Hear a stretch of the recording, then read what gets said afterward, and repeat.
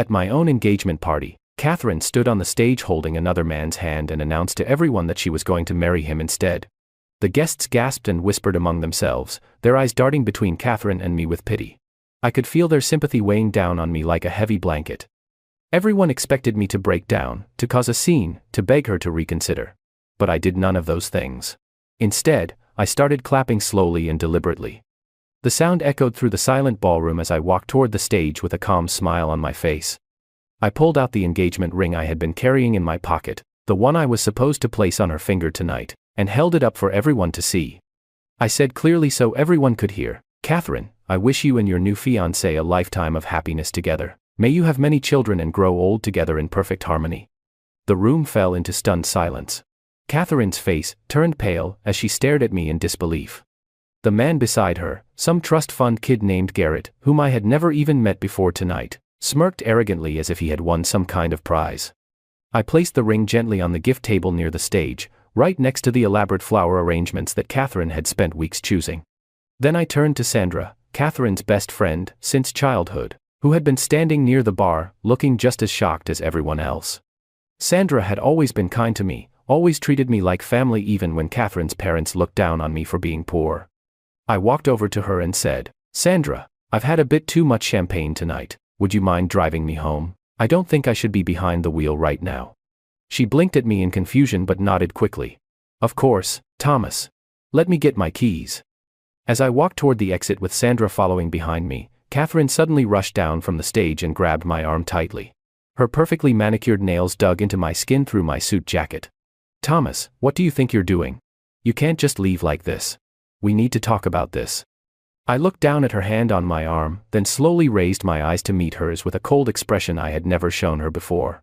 I pulled my arm free from Catherine's grasp and said in a voice loud enough for nearby guests to hear, "Miss Monroe, I believe you just announced your engagement to another man. There is nothing left for us to discuss. I wish you well." The formal way I addressed her, using her last name instead of the pet names I had called her for 5 years, made her freeze in place.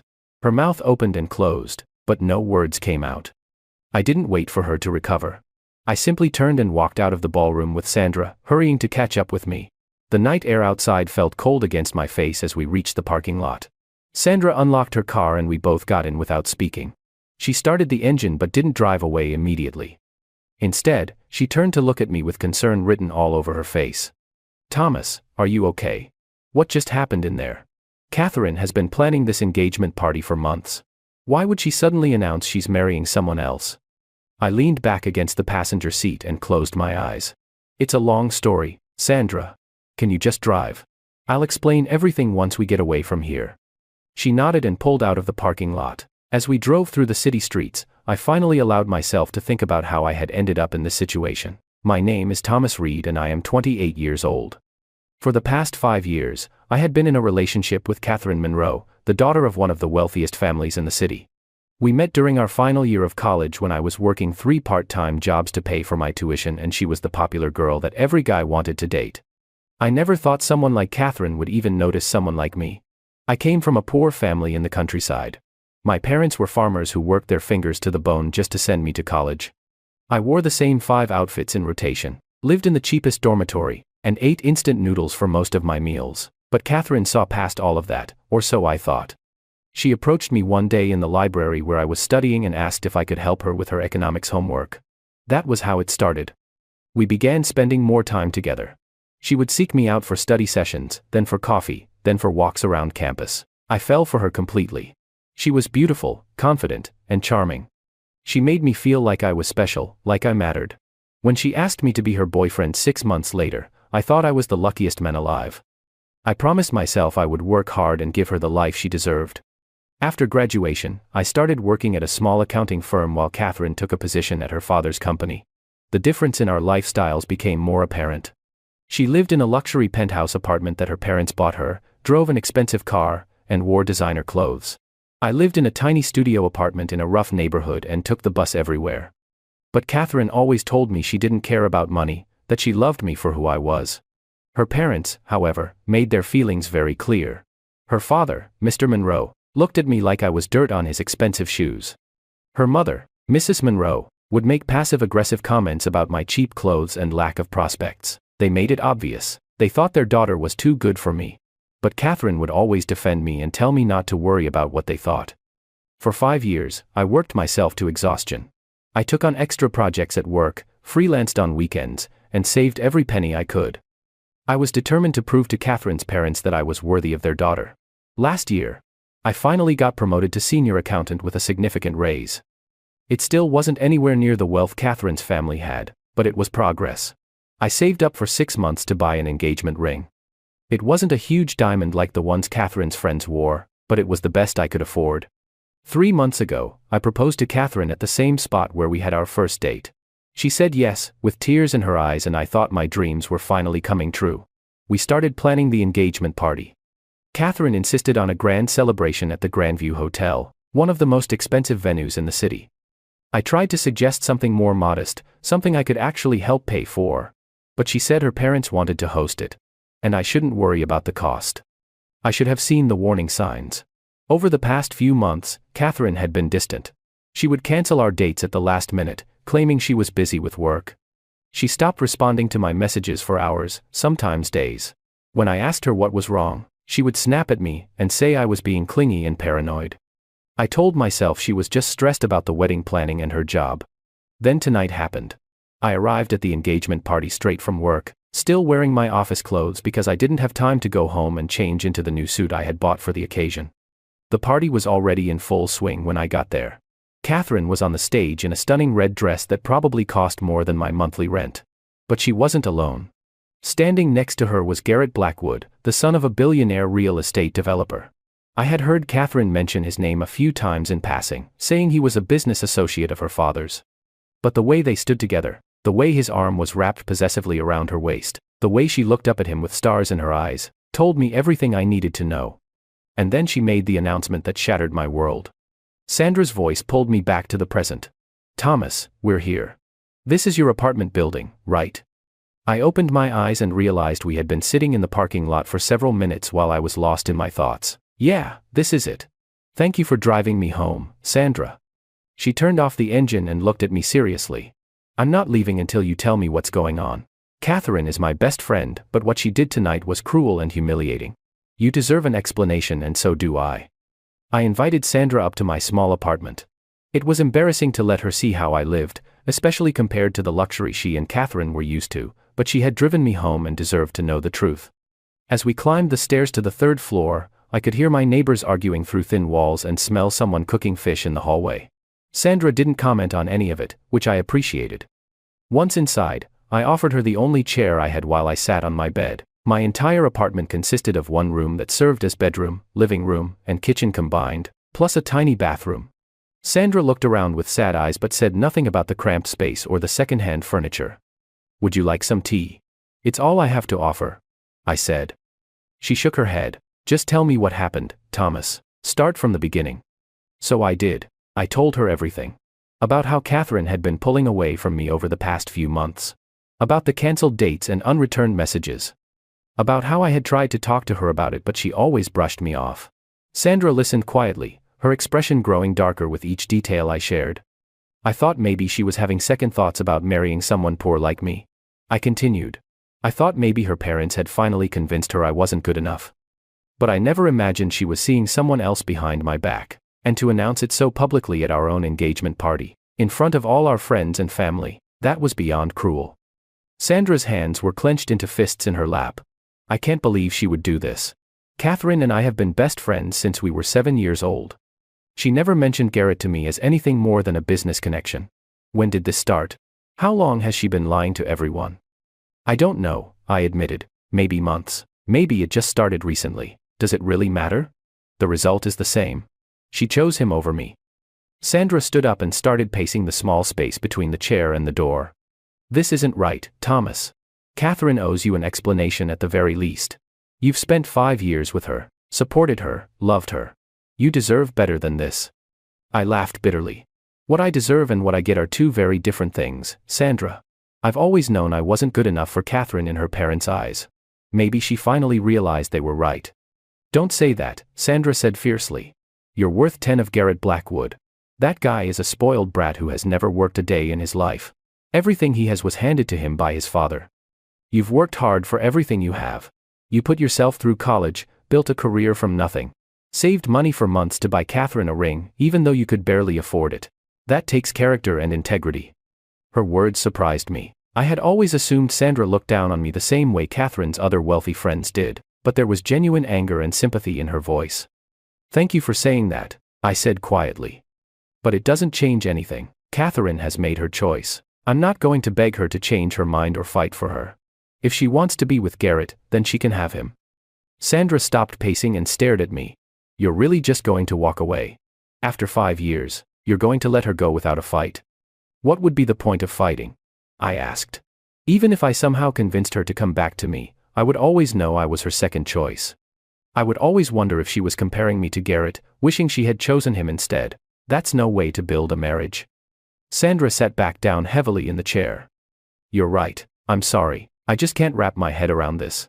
Catherine has been acting strange lately, but I thought it was just wedding stress. I never imagined she was planning to betray you like this. We sat in silence for a few moments. My phone, which I had silenced during the drive home, was buzzing constantly in my pocket. I pulled it out and saw dozens of missed calls and messages. Most were from Catherine. A few were from mutual friends asking what happened. I turned the phone off completely and tossed it onto the bed. Aren't you going to answer her? Sandra asked. No, there's nothing she can say that I want to hear right now. Sandra nodded slowly. What are you going to do now? That was the question, wasn't it? What was I going to do? I had spent the past 5 years building my life around Catherine, planning for a future with her. Now that future had been ripped away in the span of a single announcement. I felt lost, untethered, like I was floating in empty space with nothing to hold on to. I don't know, I admitted. Go to work tomorrow, I guess. Keep living my life. Try to move on. That's it? You're just going to pretend tonight never happened? What else can I do, Sandra? Make a scene? Key her car? Post angry messages on social media? That's not who I am. Catherine made her choice and I have to accept it, even if I don't understand it. Sandra studied my face for a long moment. You're in shock right now. Tomorrow when it sinks in, you're going to be angry and hurt. When that happens, call me. Don't go through this alone. She wrote her phone number on a piece of paper and placed it on my small table. Then she stood to leave. At the door, she paused and turned back to me. Thomas, I know this doesn't help right now, but I'm sorry. You didn't deserve this. Catherine is my best friend, but what she did tonight was unforgivable. If you need anything at all, please reach out to me. I mean that. After Sandra left, I sat alone in my apartment, staring at the walls. The silence was suffocating. I kept replaying the scene from the party over and over in my mind. Catherine's face when she announced she was marrying Garrett.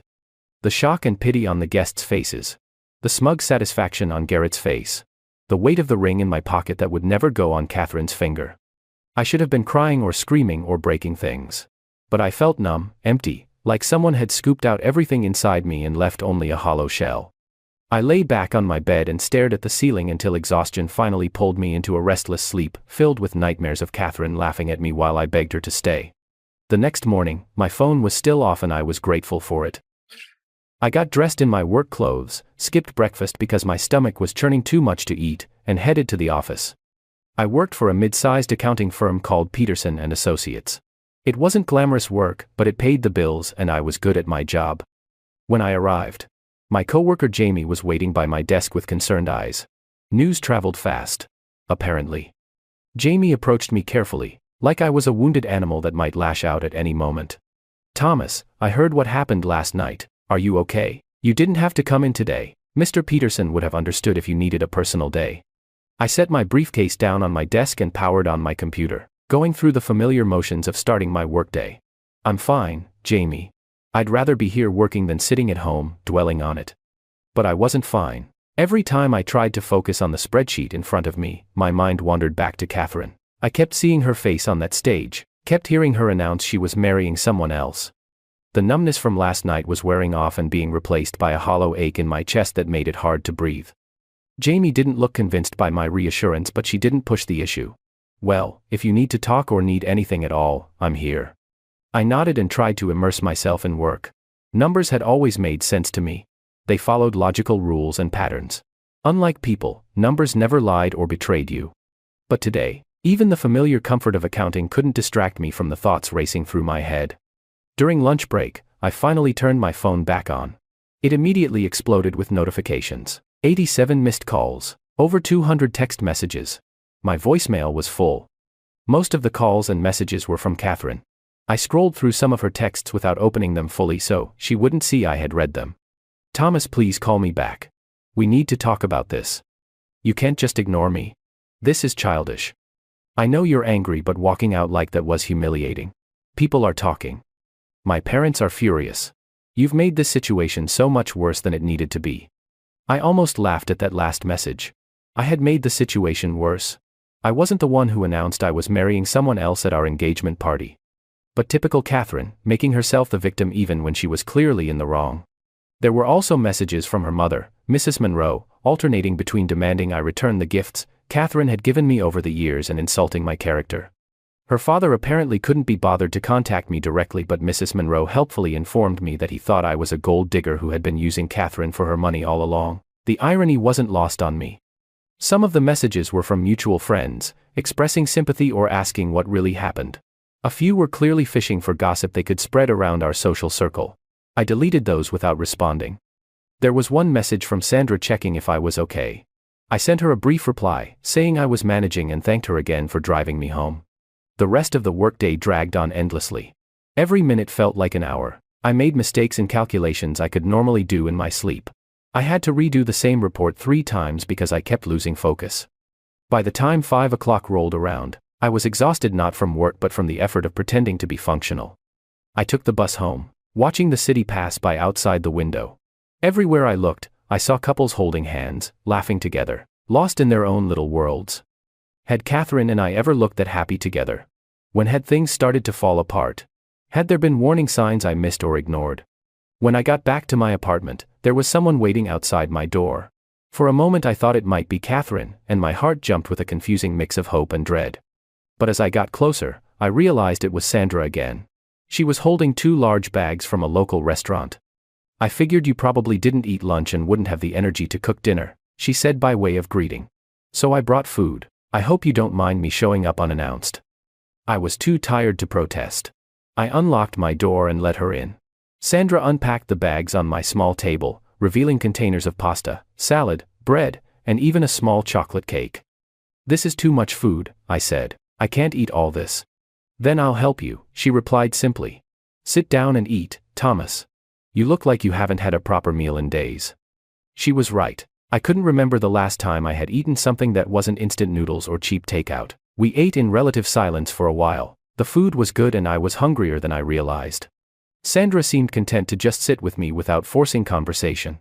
Finally, after we had both finished eating, she spoke up. "I went to see Catherine today." I looked up sharply. "Why would you do that?" "Because she's my best friend and I needed to hear her side of the story. I needed to understand why she did what she did." I wasn't sure I wanted to hear this, but I also couldn't help my curiosity. "What did she say?" Sandra sighed and pushed her empty container away. "She said that she's been confused about her feelings for a long time. That she does care about you but she's not sure if it's love or just comfort and familiarity. She said that when she met Garrett 6 months ago, she felt something she had never felt with you. Excitement, passion, spontaneity. She said, being with you felt safe but boring." Each word was like a knife twisting in my chest. Safe but boring. Is that really how Catherine saw me? After everything I had done for her, all the sacrifices I had made, I was just boring to her? Sandra must have seen the pain on my face because she quickly added, "I told her she was being ridiculous and cruel. I told her that excitement and passion fade, but loyalty and dedication are what build a real relationship. I told her she was making a huge mistake choosing Garrett over you." "What did she say to that?" I asked quietly. "She said I wouldn't understand because I've never been in love. She said her parents pushed her toward you because you were stable and hardworking, someone who would be grateful for the opportunity to marry into their family. But now she's old enough to make her own choices and she chooses Garrett." So that was it. I had been Catherine's safe backup plan all along. The responsible choice her parents approved of while she looked for someone more exciting. I felt sick to my stomach. "I'm sorry, Thomas," Sandra said softly. "I thought hearing her explanation might give you closure, but I can see it just made things worse." No, it's better to know the truth, I said. Even though the truth felt like acid burning through my insides. At least now I know where I really stood with her all these years. Sandra reached across the table and squeezed my hand. Her loss. Catherine is an idiot if she can't see what an amazing person you are. You're going to find someone who appreciates you properly, someone who doesn't take you for granted. I wanted to believe her, but right now it felt impossible. How could I trust anyone again after this? How could I open my heart to someone when Catherine had just trampled all over it? We talked for a while longer before Sandra left for the night. Alone again, I sat on my bed and stared at the engagement ring, still sitting on my nightstand. I had picked it up from the gift table at the party before leaving, not wanting to leave it behind for someone to steal or for Catherine to take. It represented 6 months of savings and countless hours of overtime work. Now it was just a painful reminder of my foolishness. I should have returned it and gotten a refund, but I couldn't bring myself to do it yet. Maybe part of me was still holding on to hope that this was all a nightmare and I would wake up to find Catherine still my fiancée and our life together still intact. But deep down, I knew that future was gone forever. The next few days passed in a blur of work and sleepless nights. I threw myself into my job with renewed intensity, volunteering for every extra project and staying late at the office. Anything to avoid being alone with my thoughts. My colleagues noticed, but no one said anything directly. They just gave me sympathetic looks and extra space. Catherine continued trying to contact me, but I ignored all her calls and messages. What was left to say? She had made her choice crystal clear. Talking would just prolong the pain. Eventually, the frequency of her attempts decreased from multiple times per day to once daily to every few days. Sandra checked on me regularly, bringing food or just sitting with me in comfortable silence. I was grateful for her presence, even though I couldn't articulate it properly. She never judged me for being depressed or told me to get over it faster. She just existed as a steady, supportive presence in my life. 2 weeks after the disaster of an engagement party, I received an unexpected email at work. The email was from Hartley Investments, one of the largest investment firms in the country. I almost deleted it thinking it was spam, but something made me open it. It was from a Mr. James Hartley himself, the founder and chief executive officer of the company. Dear Mr. Reed, I hope this email finds you well. I recently came across your work on the Morrison account restructuring project and was impressed by your innovative approach to their financial challenges. Your analysis was thorough and your solutions were both creative and practical. I would like to discuss a potential opportunity with you. Would you be available for a meeting this Friday at 2 o'clock in the afternoon? Please let me know at your earliest convenience. Best regards, James Hartley. I read the email 3 times to make sure I wasn't hallucinating. The Morrison account was a project I had worked on 6 months ago for a client who was struggling with debt consolidation. I had spent weeks analyzing their finances and creating a restructuring plan that saved them from bankruptcy. It had been one of my prouder achievements, but I never imagined anyone outside our firm would even hear about it. My hands were shaking as I typed a response, accepting the meeting. This could be nothing, just a courtesy meeting that led nowhere. Or it could be something that changed my career trajectory completely. Either way, it was a welcome distraction from my personal life disaster. When Friday arrived, I wore my best suit, the one I had bought for the engagement party but never got to wear because I went straight from work that night. I arrived at Hartley Investments 15 minutes early and was shown to a luxurious conference room with floor-to-ceiling windows, overlooking the city. The contrast between this office and my cramped workspace at Peterson & Associates was stark. Mr. Hartley arrived exactly on time. He was a distinguished man in his late 50s with silver hair and sharp, intelligent eyes. He shook my hand firmly and got straight to business. Mr. Reed, thank you for coming. I'll be direct with you because I respect your time and mine. I've been looking for someone to head up a new division in my company focused on financial restructuring for struggling businesses. The Morrison account caught my attention because your approach was exactly what I've been trying to implement here. You didn't just crunch numbers, you understood the human element of the business and created solutions that were sustainable long-term. I listened carefully, almost afraid to breathe in case this turned out to be some kind of dream. Mr. Hartley continued. I've done my research on you. Top of your class in college despite working multiple jobs to pay tuition. Consistent excellent performance reviews at Peterson & Associates. Clients specifically request you because you're thorough and trustworthy. That's exactly the kind of person I need leading this division. He slid a folder across the table toward me. This is a formal job offer. The position comes with a substantial salary increase from what you're currently making, full benefits, stock options, and a performance-based bonus structure. Take the weekend to review it and let me know your decision by Monday. I opened the folder with trembling hands and nearly choked when I saw the salary number. It was more than triple what I currently made.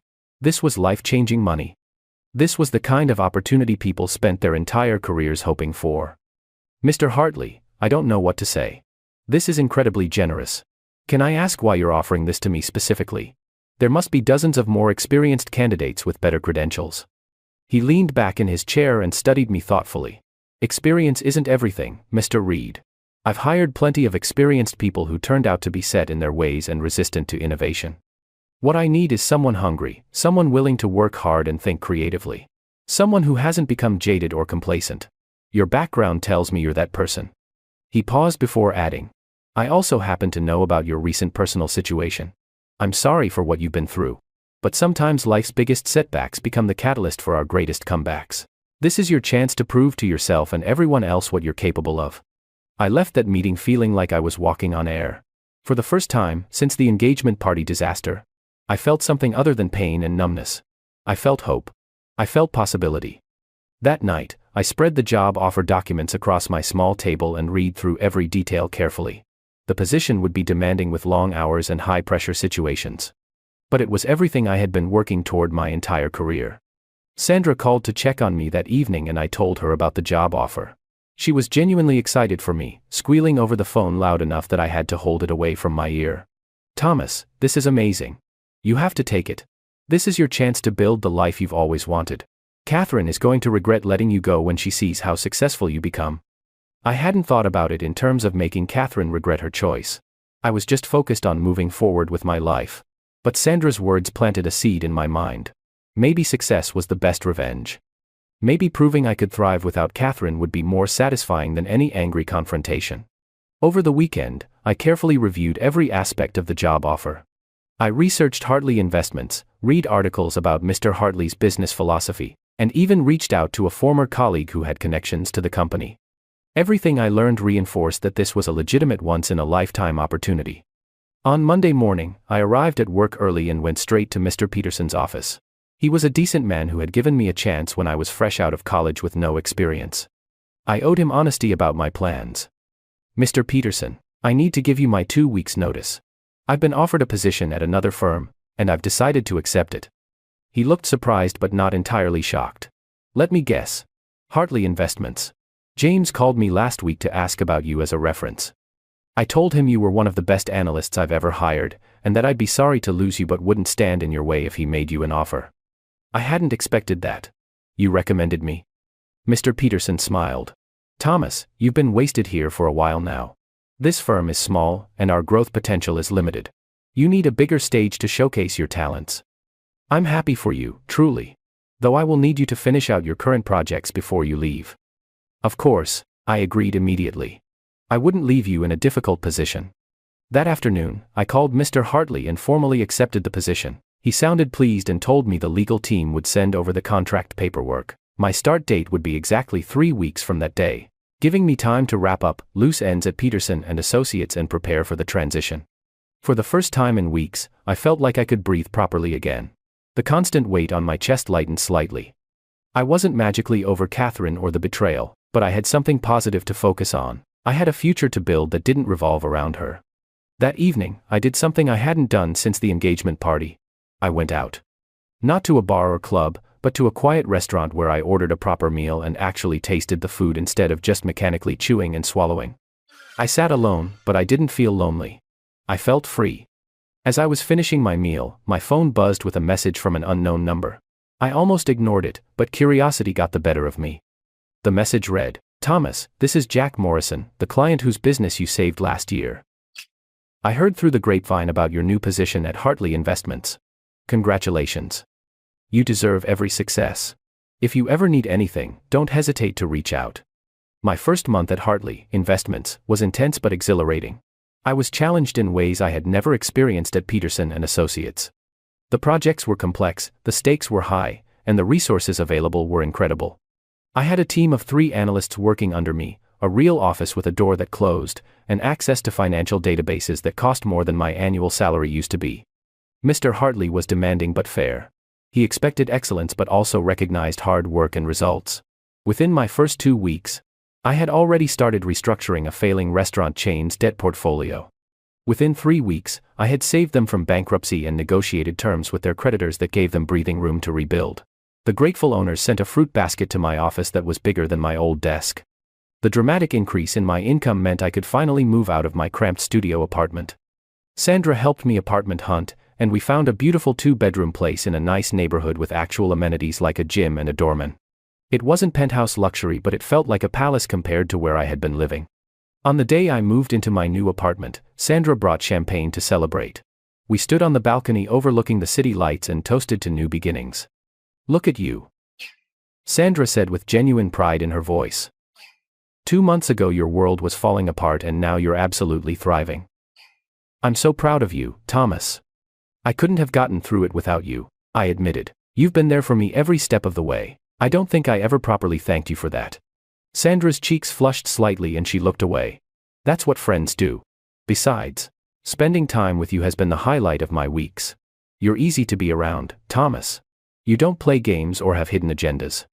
After dealing with the drama in Catherine's social circle for so many years, your straightforwardness is refreshing."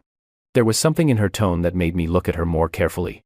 Sandra had been Catherine's friend first, but over the past 2 months we had developed our own friendship independent of Catherine. I had gotten used to her presence in my life. I looked forward to her text checking on me and her random visits with food or just company. When had that shift happened? Before I could analyze it further, my phone rang. It was a number I didn't recognize, but something told me to answer it. "Hello. Thomas, it's Garrett Blackwood." The voice on the other end was smooth and confident, exactly as I remembered from the brief moments I had seen him at the engagement party. I tensed immediately. "What do you want, Garrett?" "I'm calling because we need to talk. Man to man. There are some things you should know about Catherine and the situation between the three of us." I almost hung up right there. I had moved on from Catherine and had no interest in rehashing the past, but curiosity won out. What could you possibly have to say that I would want to hear? "Meet me for coffee tomorrow morning. 10 o'clock at the Riverside Cafe downtown. I promise it will be worth your time." Against my better judgment, I agreed. After hanging up, I turned to find Sandra watching me with concerned eyes. "Who was that?" "Garrett Blackwood. He wants to meet tomorrow to talk." Sandra's expression darkened immediately. "That's a bad idea, Thomas. Whatever he has to say is probably manipulation or lies meant to mess with your head. You've been doing so well. Don't let him pull you back into drama." She was probably right, but I couldn't shake the feeling that I needed to hear what Garrett had to say. "I'll be careful, but I need closure on this chapter of my life and maybe talking to him will provide that." The next morning, I arrived at the Riverside Cafe 5 minutes early. Garrett was already there, sitting at a corner table, wearing an expensive suit that probably cost more than my monthly rent used to be. He stood when he saw me and extended his hand. I didn't shake it. "Thank you for coming," he said smoothly, not seeming bothered by my refusal to shake hands. "Please sit. I already ordered coffee for both of us." I sat down cautiously, every instinct telling me this was a trap of some kind. "Get to the point, Garrett. Why did you want to meet?" He leaned back in his chair and studied me with calculating eyes. "I wanted to meet the man who had Catherine convinced she was in love for 5 years. I wanted to see what you had that made her resist my advances for so long." "Your advances?" The words came out sharper than I intended. "Yes," Garrett said casually, as if we were discussing the weather. "Catherine and I met a year ago, not 6 months ago like she told everyone. We've been involved intimately for about 8 months now. But she kept going back and forth between us, unable to make a decision about who she really wanted." The words hit me like physical blows. A year. Catherine had been cheating on me for most of our engagement. All those cancelled dates, those unreturned messages, those times she claimed to be working late. She had been with Garrett. "Why are you telling me this?" I managed to ask through clenched teeth. Garrett's smile turned cold. "Because Catherine is pregnant with my child and she's refusing to marry me. She keeps saying she made a mistake, choosing me over you. She's been trying to contact you constantly, hasn't she, begging for another chance." I had blocked Catherine's number weeks ago, so I had no idea if this was true, but the satisfaction in Garrett's voice told me he wasn't lying about the pregnancy at least. "She's been crying constantly, refusing to eat, making herself sick with guilt," Garrett continued. "My parents are pressuring me to marry her before she starts showing and people start talking. But I don't want damaged goods. I don't want a woman who's still pining for her poor ex-boyfriend while carrying my baby." "So you thought telling me all this would accomplish what exactly?" I asked, my hands curling into fists under the table. I thought maybe if you took her back, she'd stop being my problem. Or at least stop crying every time she sees me and wishing I was you. The sheer audacity of this man was astounding. He had pursued a woman he knew was engaged, gotten her pregnant, and now wanted me to clean up his mess because she was inconvenient to him. I stood up abruptly. You're both awful people who deserve each other. Catherine made her choice, and she has to live with the consequences. I'm not interested in being anyone's backup plan or safety net. Find someone else to fix your problems. I turned to leave, but Garrett called after me. She never loved you, you know. She told me you were convenient, a safe option her parents approved of. But she was bored out of her mind the entire time she was with you. The only reason she wants you back now is because I'm pulling away and she's scared of being alone. I stopped but didn't turn around. If that's true, then why are you here trying so hard to convince me to take her back? Sounds like you're the one who's actually scared. Scared that even after everything, she still thinks I'm better than you. I walked out of the cafe without looking back. My heart was racing and my hands were shaking with a combination of anger and something else. Relief maybe. Garrett's cruel words had actually given me the final piece of closure I needed. Catherine hadn't just chosen someone else over me. She had betrayed me thoroughly and completely for months. Any lingering doubts I had about whether I had given up too easily or should have fought for her evaporated completely. I called Sandra as soon as I got outside. She answered on the first ring. How did it go? What did he say? I filled her in on the entire conversation. By the time I finished, Sandra was practically growling with rage. That absolute garbage human being. Both of them. Thomas, I'm done with Catherine. I've been friends with her since we were children, but I can't overlook this. What she did to you was unforgivable. You don't have to end your friendship because of me, I said, even though part of me was touched by her loyalty. This isn't just because of you, Sandra insisted. This is about basic human decency. Catherine lied to everyone. Cheated on you for months, humiliated you publicly, and is now pregnant with another man's baby while trying to crawl back to you. That's not the person I thought I knew. That's not someone I want in my life. We talked for a while longer before hanging up. I went to work feeling emotionally drained but also strangely lighter. The last threads connecting me to Catherine had been severed. I was truly free to move forward now. That evening, I did something impulsive. I unblocked Catherine's number just to see if what Garrett had said was true. My phone immediately flooded with messages, spanning the past few weeks. Thomas, please, I made the biggest mistake of my life. I'm pregnant and scared and I don't know what to do. Garrett isn't who I thought he was. You were right to walk away from me. I love you. I've always loved you. I was just too stupid and immature to realize it until it was too late. Please just talk to me. Give me a chance to explain and apologize properly. The messages went on, becoming increasingly desperate and emotional. The most recent one from this morning read, I know you probably hate me and you have every right to. But I need you to know that you were the best thing that ever happened to me and I destroyed it with my own selfishness. I'm sorry, Thomas. I'm so sorry. I stared at the messages for a long time. Part of me, the part that had loved Catherine for 5 years, felt a pang of sympathy for her situation. But the larger part, the part that had been humiliated and betrayed, felt nothing but cold indifference. I typed out one message and sent it before I could second-guess myself. Catherine, I got your messages. I know about the pregnancy. I know the truth about how long you were seeing Garrett behind my back. I'm not angry anymore. I'm just done. I wish you well, but I have no interest in being part of your life in any capacity. Please stop contacting me. Goodbye. Then I blocked her number again, this time permanently. I also blocked her on all social media and email. It was time to close that door completely and lock it behind me. My phone rang almost immediately. It was Sandra. Did you just send Catherine a final goodbye message? She's calling me absolutely hysterical, saying you told her to never contact you again. Yes, I confirmed. It needed to be done. Clean break, no room for misinterpretation. Sandra was quiet for a moment. How do you feel? I thought about it carefully. Free. I feel free. Good, Sandra said firmly. You deserve to be free of her and all the toxicity she brought into your life. Now you can focus on building the future you actually want. Over the next few weeks, my life continued to improve in ways I couldn't have imagined 2 months earlier. My division at Hartley Investments was exceeding all targets and expectations. I received a significant performance bonus and Mr. Hartley publicly praised my work at a company meeting. Word was spreading in financial circles about the young analyst who was revolutionizing business, restructuring strategies. 6 months after the disaster engagement party, My life had transformed completely. I had moved up from my 2-bedroom apartment to a beautiful penthouse with a view of the city skyline. I drove a sleek car that I had always dreamed of owning. But more importantly, I was genuinely happy. Not the forced happiness of pretending everything was fine, but real contentment with where my life was heading. Sandra had become my closest friend and confidant. We spent most of our free time together, whether it was working on projects, exploring new restaurants in the city, or just sitting in comfortable silence while we both worked on our laptops. Somewhere along the way, my feelings for her had shifted from friendship to something deeper. I found myself noticing little things about her.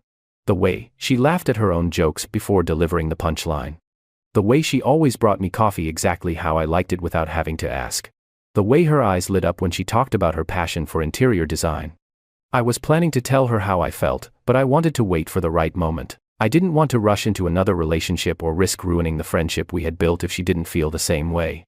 Then came the night of the annual charity gala hosted by the Business Association. It was one of the biggest events of the year, where all the wealthy and influential people in the city gathered. Mr. Hartley insisted I attend, as a representative of Hartley Investments. He said it was important for me to network and build connections. I invited Sandra to be my date, though I carefully used the word companion instead to avoid any pressure.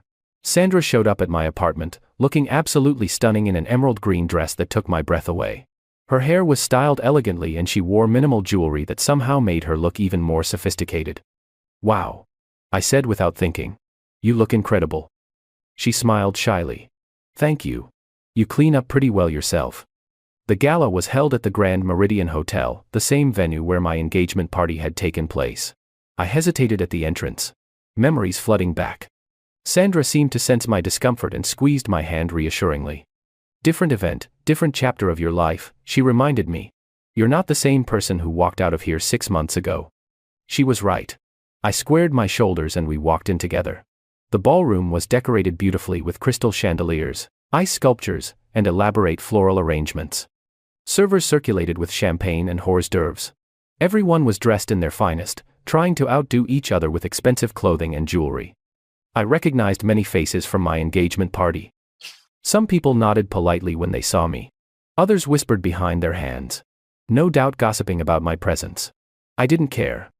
I was here for professional networking, not social approval. Mr. Hartley found me within minutes and introduced me to several important business leaders. I shook hands, exchanged business cards, and discussed potential collaborations. Sandra stayed by my side the entire time, charming everyone with her wit and intelligence. Several people assumed she was my girlfriend and neither of us corrected them. Then I saw Catherine across the room. She was standing with her parents and Garrett, but she looked completely different from the confident woman I had known. She had gained weight, probably from the pregnancy, though she wore a loose dress that hid it well. Her face was pale and drawn, dark circles under her eyes suggesting she hadn't been sleeping well. She looked miserable. Garrett stood next to her with a proprietary hand on her lower back, but his attention was on a group of young women near the bar. He looked bored and restless. Catherine's mother kept shooting disapproving looks at her daughter. Her father looked stern and disappointed. The whole family dynamic screamed dysfunction. Catherine saw me at the same moment I saw her. Our eyes met across the crowded ballroom. For a second, everything else faded away. I saw recognition, regret, longing, and pain flash across her face in rapid succession. She took a step toward me, but her mother grabbed her arm and said something sharp that made Catherine flinch and stop. I turned away deliberately and focused on the conversation Sandra was having with a potential client. I wasn't going to let Catherine's presence ruin this evening. I had moved on, and seeing her only confirmed that I had made the right choice. But Catherine apparently hadn't gotten the message. About an hour into the event, she approached me while Sandra had stepped away to use the restroom. "Thomas," she said quietly. "Can we talk? Just for a few minutes." I looked at her properly for the first time in 6 months. Up close, she looked even worse than from across the room. Her hands were shaking and she looked like she might cry at any moment. "There's nothing to talk about, Catherine. I thought I made that clear in my last message to you." "Please," she begged. "I know I don't deserve your time or your forgiveness, but I need to say this. I need you to hear me out." Against my better judgment, I gestured to a quiet corner away from the main crowd. 5 minutes. That's all I'm giving you." Catherine took a shaky breath before speaking. "I was wrong about everything. About you, about Garrett, about what I wanted in life. You were stable and reliable and I mistook that for boring. Garrett was exciting and unpredictable, and I mistook that for passion. But excitement without substance is just chaos. And now I'm stuck in a nightmare of my own making. Catherine, I'm sorry your situation isn't what you hoped for, but that's not my problem to solve. I know, she said quickly. I'm not asking you to fix anything or take me back. I know I destroyed any chance of that. I just needed you to know that you were right. About everything. You told me that Garrett would hurt me, and you were right. You told me I was making a mistake, and you were right. You deserved so much better than how I treated you. There was a time when hearing Catherine admit she was wrong would have felt like vindication. But now I just felt nothing. She was a stranger to me, someone from my past who no longer had any power over my emotions. I appreciate you saying that, I said neutrally. I hope things work out for you and your baby. I really do. But we're done, Catherine. There's no going back, and honestly, I don't want to go back even if I could. Catherine's face crumpled and tears started streaming down her cheeks. I know. I see the way you look at Sandra. The way you used to look at me a long time ago. She's lucky to have you. Don't let her take you for granted the way I did. Before I could respond to that, Sandra appeared at my side. She had clearly been watching from a distance and decided it was time to intervene. She slipped her hand into mine naturally and addressed Catherine with polite but cool courtesy. Hello, Catherine. I hope you're well. If you'll excuse us, Thomas and I were just about to join Mr. Hartley's table for dinner. It was a clear dismissal. Catherine looked between Sandra and me, seeming to understand something in that moment. She nodded slowly and walked away without another word. I watched her return to her family's table where Garrett barely acknowledged her arrival. Are you okay? Sandra asked softly. Yeah, I said, and I meant it. I'm completely okay. Better than okay, actually. Seeing her just confirmed that I'm exactly where I'm supposed to be. Sandra smiled up at me, and there was something in her eyes that made my heart race. Before I could analyze it, we were swept up in dinner conversation with various business leaders at our table. The rest of the evening passed in a blur of networking, dancing, and champagne.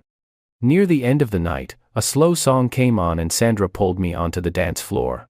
We swayed together naturally, like we had been dancing together for years instead of this being the first time. Thomas, Sandra said quietly, her head resting against my shoulder. Can I tell you something? Of course. You can tell me anything. I'm falling in love with you. Actually, I think I've been falling for a while now. I tried to ignore it because of everything with Catherine and I didn't want to complicate your life or our friendship. But after tonight, seeing Catherine try to pull you back into her orbit and watching you stay completely unmoved, I realized I needed to be honest with you. Life's too short to hide how we feel. I pulled back slightly so I could look at her face. Her expression was open and vulnerable in a way I had never seen before. My heart felt like it might burst out of my chest. Sandra, I've been wanting to tell you the same thing, but I was terrified of ruining what we have. You've been my rock through the worst period of my life. You've seen me at my lowest and never judged me. You've celebrated every success and milestone with genuine joy. Somewhere along the way, you became the most important person in my life. I'm completely in love with you. Her eyes filled with happy tears and she laughed, a sound of pure joy. Really? You're not just saying that because I said it first? Really? I confirmed. Sandra, you're everything Catherine never was. You're genuine, supportive, intelligent, funny, and kind. You challenge me to be better without making me feel inadequate. You stand beside me as an equal partner. Not behind me. Or ahead of me. You're exactly who I've been looking for my entire life, I just didn't realize it until recently. Sandra kissed me then, right there in the middle of the dance floor with hundreds of people around us. It was soft and sweet and perfect. When we broke apart, several people near us were clapping and smiling. Apparently our moment hadn't been as private as I thought. Across the ballroom, I caught a glimpse of Catherine watching us. The expression on her face was devastating, a mixture of regret and heartbreak and acceptance. She turned away and buried her face in her hands. Her mother tried to comfort her, but Catherine shook her off. For a brief moment, I felt a flash of pity for her. But then Sandra squeezed my hand and smiled at me with so much love and happiness that Catherine's pain faded into background noise that no longer mattered. 1 year later, Sandra and I got married in a small, intimate ceremony with only our closest friends and family. Unlike the grand engagement party Catherine had insisted on, our wedding was exactly what we both wanted. Simple, meaningful, and filled with genuine love and laughter. Mr. Hartley attended and gave a toast about how proud he was of the man I had become. Jack Morrison, the client whose business I had saved, came and told everyone the story of how my financial restructuring had saved his family legacy. Sandra's parents welcomed me with open arms, treating me like the son they never had. I heard through mutual acquaintances that Catherine had given birth to a baby girl and that she and Garrett had gotten married in a small courthouse ceremony with no celebration. Apparently, their marriage was rocky from the start, full of arguments and resentment. Garrett was already rumored to be seeing other women. Catherine had dropped out of the social scene completely, focused on caring for her baby and dealing with her failing marriage. I felt no satisfaction in hearing about her struggles. I didn't wish her ill, but I also didn't waste emotional energy on her anymore. She was part of my past, a chapter that taught me valuable lessons about self-worth and not settling for people who didn't appreciate me. As Sandra and I danced our first dance as husband and wife, I looked into her eyes and felt overwhelming gratitude for how my life had turned out. Getting dumped at my engagement party had felt like the end of my world. But it had actually been the beginning of something far better than I could have imagined.